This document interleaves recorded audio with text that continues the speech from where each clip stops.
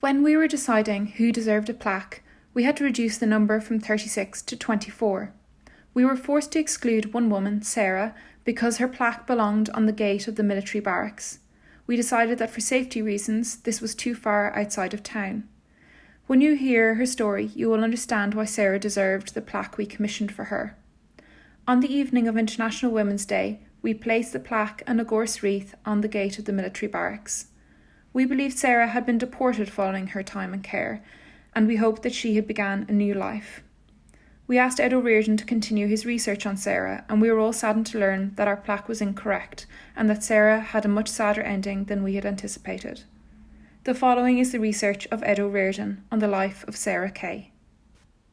Dún Iascaigh, writing in the Avenue in November 2019, described the so-called Wrens of the Curragh, County Kildare, as the best-known example of outcast women on the edge of Irish garrison towns. These outcast women endured lives of brutal hardship, prostitution and alcoholism. They were abused, beaten, attacked and vilified, often by the soldiers who availed of their services. They were described as wrens because they lived in makeshift huts and burrows among the furze bushes. Apparently the term wrens was first used during the Irish famine. Cahir also had a community of such women, and in May 1860 a court report in the Waterford Mail described the, quote, colony of improper women who resided in a plantation near the Cahir Cavalry Barracks. Such was their lot in life, having been spurned and rejected by society, and also having been manipulated and used by men. The women in desperate circumstances were obliged to engage in the oldest profession to keep body and soul together. For their so-called crimes, they were constantly being arrested and confined to prison.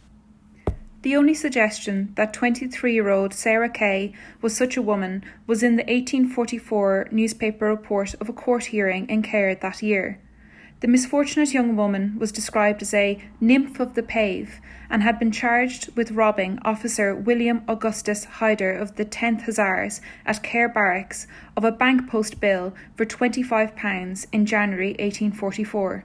Mr. Hyder deposed that his room in the Cahir Barracks was forced open at night and the banknote and other items were stolen.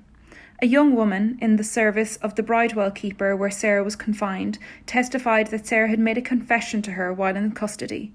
The jury returned after a short while with a verdict of guilty, and Ciara was sentenced to be transported for 7 years. It seems extraordinary that a young woman was able to get through the gates of a military barracks, across the parade grounds, enter the barracks and force open the door to an officer's room without being seen by sentry or soldier. After the verdict, Ciara Kay, a nymph of the pave, was delivered into the hands of the constabulary in Cahir to await transportation.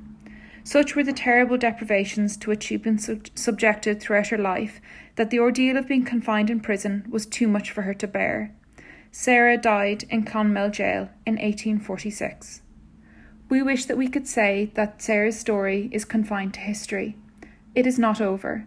Violence against women is still very much part of our story.